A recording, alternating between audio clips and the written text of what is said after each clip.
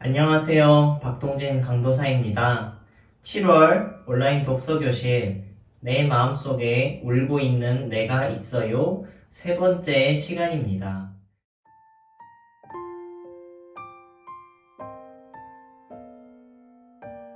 오늘은 이 책의 5장에서 7장까지 내용을 보도록 하겠습니다. 5장의 제목은 쓴뿌리와 용서입니다. 용서는 내면의 상처를 치유하기 위해 통과해야 하는 근본적인 문입니다. 만약 누군가를 용서해야 할 필요가 있다면 다음과 같은 증상이 있을 것입니다. 그 사람에게 관심을 보이려 하지 않는다. 혹은 그 사람에게 관심을 기대하지만 감사를 나타내지는 않는다. 어떤 사람은 지나치게 칭찬하고 또 어떤 사람은 지나치게 비판한다. 인간관계를 맺을 때 소유욕이 강하다. 내면이 대단히 예민하다. 다른 사람을 만나는데 극히 조심성을 기울인다. 누군가에게 고통받았던 때를 상세하게 기억한다. 어떤 사건이 생각나면 기분이 나빠지고 분노하거나 마음이 아프다. 특정 사람이나 집단을 험담하거나 비판하는데 너무 열을 올린다. 이런 증상들이 바로 지금 나에게 용서해야 할 누군가가 있다는 신호입니다. 왜 용서가 필요할까요? 용서하는 사람이 하나님의 용서를 깊이 체험하기 때문입니다. 용서해야만 주님을 온전히 바라볼 수 있습니다. 용서하지 않으면 육에 속한 그리스도인으로 머물게 되고 하나님의 은사가 개발되지도 못하고 성령의 열매를 맺지 못하며 풍성한 삶을 살아갈 수 없습니다. 성경적인 용서가 아닌 것은 무엇일까요? 상대방의 잘못을 눈감아주는 것, 잘못한 사람의 심리를 분석하고 이해하는 것, 상대방의 잘못을 자신의 탓으로 돌리는 것은 모두 하나님이 말씀하시는 용서가 아닙니다. 올바른 용서는 상대방이 자신에게 어떤 잘못을 했는지 객관적으로 바르게 파악해야 합니다. 또 그로 인한 내 상처와 고통, 분노를 직시해야 합니다. 그리고 그 모든 것을 십자가 앞에서 용서하겠다고 의지적으로 선택하고 고백해야 합니다. 심판과 판단은 내 몫이 아니라 주님의 몫임을 인정하고 용서하지 않았던 내 태도를 자백하며 깨끗하게 하신다는 주님의 약속을 믿고서 감사하는 것입니다. 용서에 있어서 나만이 할 수 있는 일과 하나님만이 할 수 있는 일이 있습니다. 용서를 의지적으로 선택하는 것은 나의 몫입니다. 나와 상대방의 감정의 변화는 하나님께서 하시는 일입니다. 나의 의지가 하나님께 순종할 때 성령께서는 감정도 점차 변하게 하십니다. 용서하는 것이 왜 어려울까요? 상대방을 시기하고 질투하거나 내 안에 같은 죄가 있을 때 그럴 때 용서가 어렵습니다. 그리고 용서하지 않았을 때의 결과를 모르기 때문에 또 용서를 하찮게 여깁니다. 그리고 용서하면 앞으로 더 큰 상처를 받을까봐 두려워서 용서하지 못하는 것입니다. 그러나 용서야말로 상처로부터 나를 보호할 수 있는 가장 큰 열쇠입니다. 용서라는 어려운 문을 통과할 때 치유와 성숙으로 들어설 수 있습니다. 용서는 세 가지 방향이 있습니다. 하나님께 용서하지 못하고 스스로 판단자가 된 자신의 죄를 고백하는 것과 나 자신을 용납하고 받아들이는 것, 그리고 나에게 상처 입힌 사람들을 용서하는 것입니다. 용서하겠다고 결심했어도 여전히 미움과 분노가 남아있을 수 있습니다. 그래도 용서는 시작된 것입니다. 쓴 물을 계속 퍼 올리면 어느 사이에 썩은 물이 다 비워지게 될 것입니다. 내가 용서해야만 할 사람이 누구인지 생각나도록 성령께 기도하십시오. 용서는 구체적이어야 합니다. 또한 어릴 때 상처를 받은 아이로 돌아가서 그 마음으로 상대를 용서하십시오. 지금 나이가 들어서 보면 그 사건이 유치해 보일 수 있지만 그 당시 이를 겪은 것은 어린아이였고 그 아이에게 그 사건은 심각한 것입니다. 용서하라는 하나님의 명령과 구하면 들으신다는 약속을 의지해서 용서하십시오. 6장의 제목은 성령의 권능을 받으라입니다. 예수님께서는 제자들에게 성령을 약속하셨습니다. 그리고 약속대로 오순절에 제자들이 기도할 때 성령님께서 오셨죠. 그때뿐만 아니라 예수님의 약속을 의지하고 기도하는 사람들에게 성령님은 오십니다. 그리스도인은 성령 하나님께 세례를 받아야 하며 계속해서 성령으로 충만해야 합니다. 성령만이 우리를 영적인 진리 가운데로 인도하실 수 있습니다. 성령 감동으로 성경이 기록되었고 성령의 조명으로 그 말씀을 깨닫고 마음판에 새길 수 있습니다. 그런데 하나님의 자녀들인데도 불구하고 성령 충만하지 못하고 영적으로 침체되는 이유는 무엇일까요? 하나님의 약속을 몰라서 구하지 않기 때문입니다. 하나님의 약속을 믿고 담대히 구하여야 합니다. 또는 자신의 약함을 알지 못하여 성령에 대한 필요성을 느끼지 못하기 때문입니다. 혹은 자기 욕심을 채우려고 구하기 때문입니다. 어떻게 성령의 세례를 받을 수 있습니까?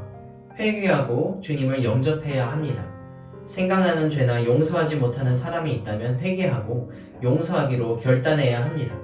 그리고 성령으로 세례 주시기를 구하여야 합니다. 성령의 임재를 체험하였다면 그것은 종착점이 아니라 성령님과 동행하는 삶의 시작점입니다. 성령의 은사를 사모하되 성품의 변화와 주님과의 교제를 더욱 사모하십시오.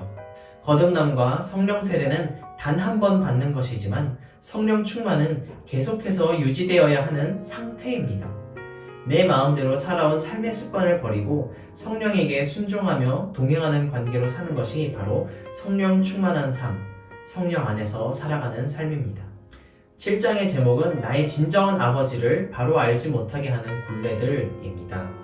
예수님은 길이십니다. 우리는 예수님을 통해 아버지를 알고 그분과 관계에 맺을 수 있습니다.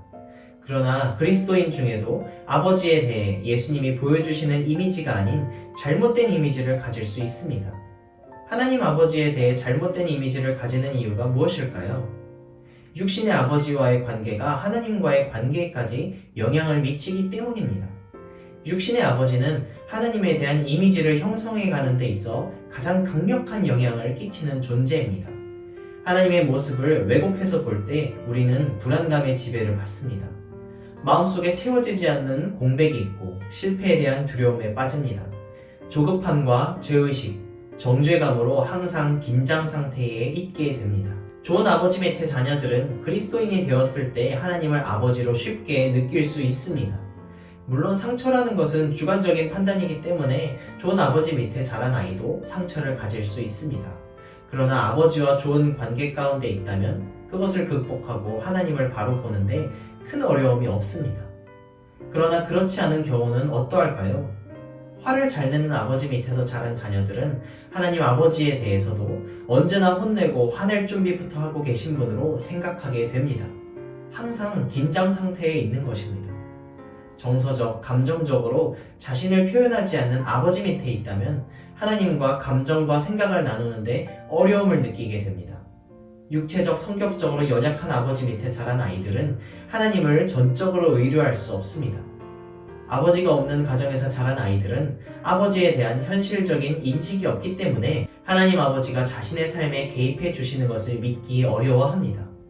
알코올 중독에 빠진 아버지 밑의 자녀들은 정서적으로 미성숙합니다. 자신의 감정을 존중하지 않고 다른 사람의 기분에 맞추어 움직입니다. 이들의 신앙 행위는 헌신적으로 보일지 몰라도 감정 없는 헌신일 뿐입니다. 마치 로봇과도 같습니다. 왜냐하면 자신의 아버지처럼 하나님도 자기 기분 따위는 염두에 두지 않으실 것이라고 생각하기 때문입니다. 하나님의 사랑을 받아들이는데 매우 어려움을 느끼고 있는 것입니다. 아버지로부터 버림받은 아이들은 자신을 죄에 쉽게 내어줍니다. 부모조차 나를 버렸다는 마음으로 자포자기하는 것입니다. 나를 부끄러워하고 마음에 들어하지 않는 아버지 밑에서 자란 자녀는 하나님 또한 자신의 부족한 부분을 용납하지 않으시며 끊임없이 어떤 기준에 도달하기를 요구하기만 하는 분이라고 생각합니다. 만일 그 기준에 도달하지 못하면 자기는 쓸모없는 존재라고 생각하게 됩니다. 아버지로부터 해를 입은 아이의 상처는 너무도 치명적입니다. 이러한 상처는 정말로 지워지기가 어렵습니다. 그러나 하나님 아버지의 사랑은 이 모든 것을 치유하시는 능력이 있습니다. 참 아버지 되시는 하나님께서는 육신의 아버지와 같지 아니합니다. 그분은 자기를 죽음에 내어주기까지 우리를 돌보시고 기르시는 분이십니다. 하나님은 우리의 삶을 복주시고 풍성하게 만드시는 분이시며 누구보다 우리의 행복을 원하시는 분이십니다. 조상으로부터 내려온 죄의 굴레, 모태 안에서 겪었던 문제들도 그분 안에서 온전히 치유될 수 있습니다. 육신의 부모와 관련된 문제들을 살펴보는 것은 잘못된 행위의 책임을 부모에게 돌리고자 함이 아닙니다. 우리 자신이 누구인지 바로 알기 위함이며 회복을 위해 바른 진단을 내리는 필수적인 과정입니다. 우리가 이런 아픔을 잊어버리고 묻어버린다고 해서 없어지는 것이 아니고 오히려 더 깊이 남아있게 됩니다. 어떻게 해야 하나님에 대한 왜곡된 이미지를 지우고 온전한 하나님을 만날 수 있을까요? 겸손한 마음으로 하나님을 만나기 위한 갈망을 가져야 합니다.